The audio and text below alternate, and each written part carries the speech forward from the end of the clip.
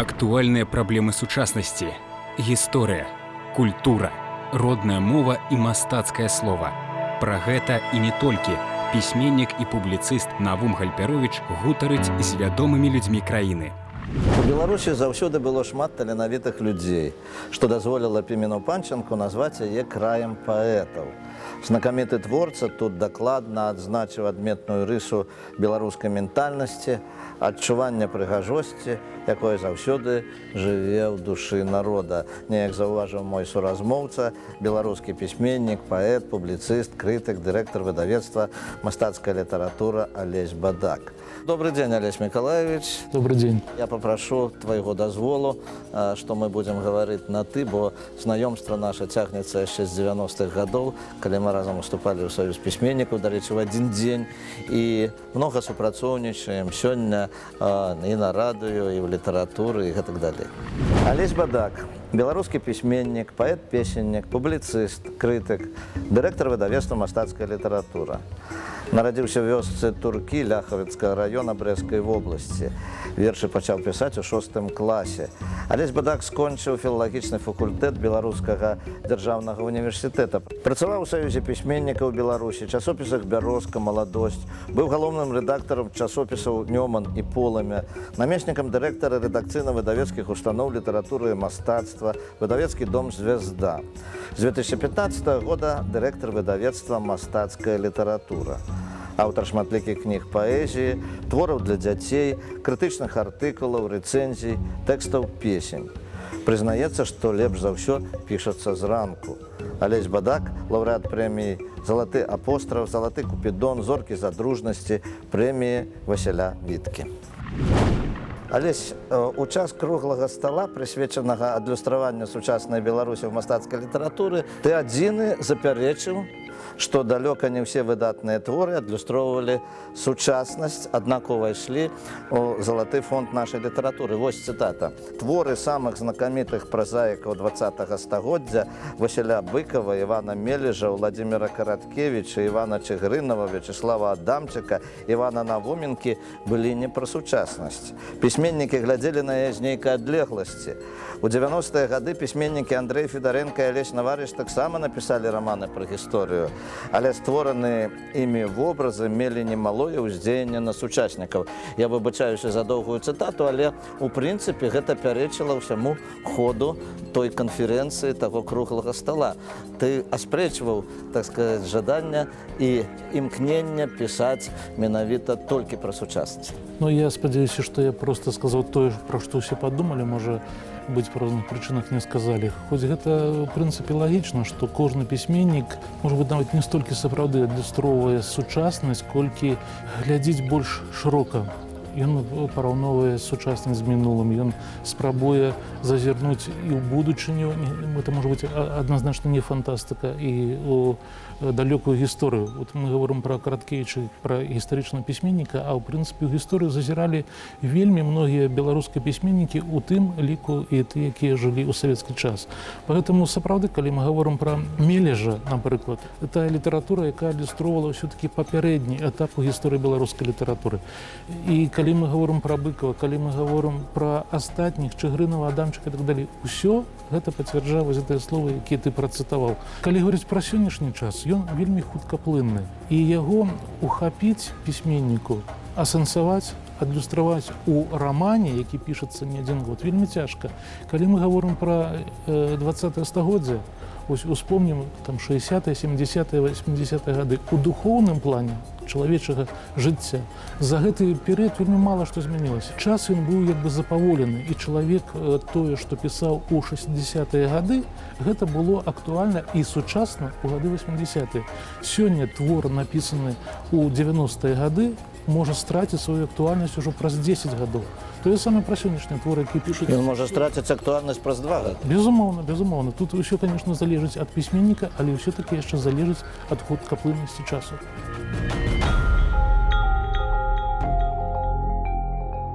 Ну, я ведаў, што калі мы з табой пачнём гаварыць пра праблемы літаратуры, размова будзе доўгая, а час у нас не такі вялікі для гэтага, таму я буду карыстацца тымі цытатамі, якія я знайшоў, рыхтуючыся да гэтай праграмы. У беларускай літаратуры, я маю на ўвазе беларускамоўную, няма літаратуры бульварнай. Калі мы пачынаем пісаць прыгодніцкую літаратуру, дэтэктыў, з'яўляецца Караткевіч.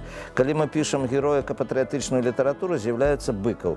Ці тычыцца гэта сучаснай беларускай літаратуры у тым, што столькі імёнаў, такіх значных імёнаў, як вот ты называў, не так много сёння. Можа быць, ад гэтага, што вось не атрымліваецца бульварнага рамана, не атрымліваецца масавай літаратуры? Ну, у чыстым выглядзе у нас і сёння, по-моему, няма ні жаночага рамана, калі говорыць пра беларускамоўную літаратуру, няма астатніх, скажем так, лёгкіх жанраў. І я думаю, што гэта натуральна, таму што гэта, ну, традыцыя менавіта беларускай літаратуры. Беларуская літаратура, калі мы говорим пра новую, скажем, літаратуру, пачынаючы ад Янкі Купалы і Куба Коласа, яна заўсёды, імкнучыся асвойваць новыя жанры, новыя накірункі, яна падыходзіць да гэтага вельмі сур'ёзна. Вось калі з'яўляецца другое, трэцяе пакаленне, якое звяртаецца да гэтых новых тэм, які ўжо не новыя, тады можна пахуліганіць у літаратуры. І сёння, калі мы говорим пра постмодернізм у літаратуры, калі мы говорим, што беларуская маладая паэзія, маладая беларуская проза шукае сябе у еўрапейскіх новых накірунках, яны таксама маладыя, да гэтага ставяцца вельмі сур'ёзна. А вось такая цытата. На жаль, калі б сёння з'явіўся ў беларускай літаратуры раман «Накшталт сэрца на далоні» Івана Шамякіна, то ён, я перакананы, адразу не разышоўся тыражом 50 ці 100 тысяч экземпляраў, як гэта было ў 1960-е. Нават калі б існавала магчымасць укласці вялікія грошы ў рэкламу такой кнігі. Ну, я магу з гэтым пагадзіцца, таму што сёння, ну, ты як дырэктар выдавецтва ведаеш, што нават класікаў тыражы не разыходзяцца, і нават так званых папулярных пісьменнікаў нельга выдаць сёння тыражом 50 ці 100 тысяч. Конечно, выдаць можна, але яны проста не разыдуцца. А тут, безумоўна, справа не ў Іване Шамякіне ці ў якой-небудзь іншай пісьменніку. Справа ў самім зноў-такі часе. Справа ў тым, што на сённяшні дзень кніжны рынок, ён перанасычаны літаратурай. Чалавек за сваё жыццё на самой справе можа прачытаць не так і шмат кніжак. І чым большы у яго выбар, тым менш гэтых кніжак аднаго пісьменніка можа быць прачытана за пэўны перыяд часу адным чалавекам. Іншая справа, што ўсё-такі, безумоўна, можна, калі знайсці вельмі вялікія грошы, раскруціць любую кніжку, но я не буду зараз разважаць, якім тыражом эта кніжка можна выйсці, але рэклама на самой справе робіць вялікія рэчы. Гэта зрабіць можна, але вось гэтую папулярнасць атрымаць доўгі час, я думаю, што на вялікі жаль гэта нерэальна. А з іншага боку, можа быць гэта і добра, таму што літаратура пастаянна папаўняецца новымі імёнамі, і для кожнага новага пісьменніка, цікавага арыгінальнага пісьменніка павінна быць нейкая свая ніша у гэтым літаратурным працэсе, у гэтым кніжным, скажем так, бізнесе ці ў кніжным свеце. Яшчэ модна было раней мець кніжныя шафы, кніжныя паліцы і збіраць кнігі. Кніга была дэфіцытам. А сёння у кватэрах кнігі не так часта знойдзеш. Гэта так. Іншая справа, што сёння многія чытаюць у электронным варыянце, хоць, зноў-такі, як паказваюць даследаванні апошніх гадоў, электронныя кніжкі, яны як бы ўжо дасягнулі свайго максімуму, калі гаварыць па тыражах, калі гаварыць па тым працэнце, які яны займаюць увогуле у кніжным рынку, у кніжным свеце. Гэты працэнт не дасягнуў, па-моему, нават 30%. В якім разе больш за 30 ні ў адной краіне свету электронныя кніжкі не прадаюцца. Я думаю, што вот гэты максімум, напэўна, будзе памяншацца.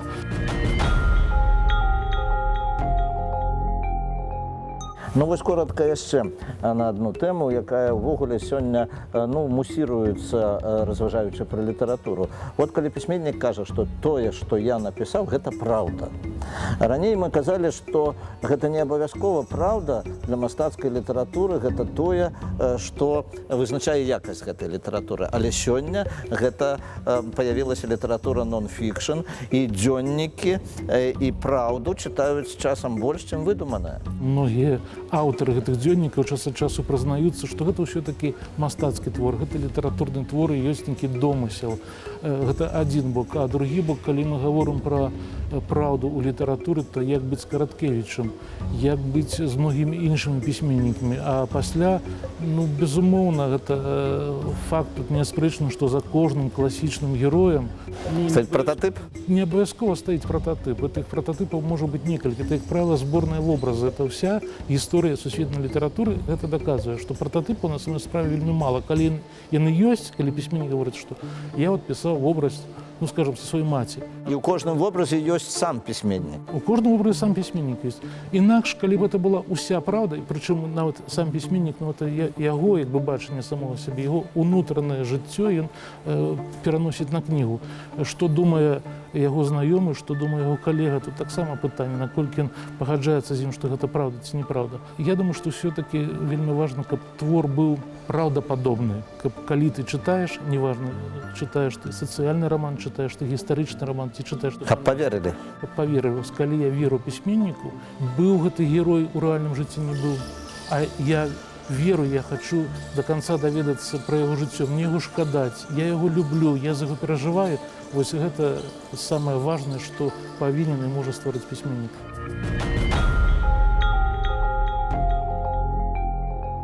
Зараз я хацеў бы паспрабаваць задаць табе пытанні, якія я задаю усім нашым суразмоўцам. Гэта такі бліц-агляд.